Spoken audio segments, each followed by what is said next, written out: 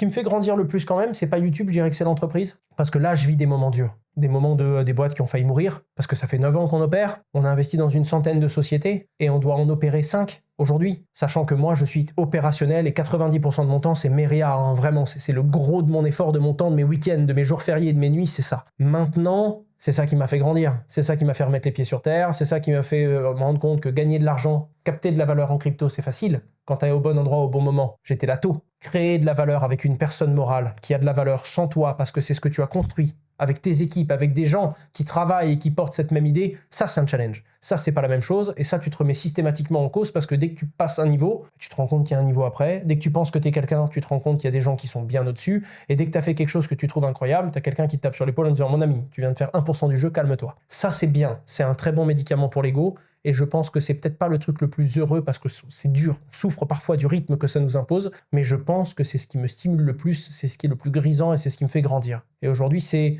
pas ce qui m'amuse le plus et ce que je préfère, mais c'est là-dedans que je m'épanouis le plus, je pense. Je vais te poser la même question que Thibaut. Alors, qu'est-ce que c'est Meria dans 5 ans? Qu'est-ce que c'est Meria dans 5 ans? Qu'est-ce que j'aimerais que ce soit?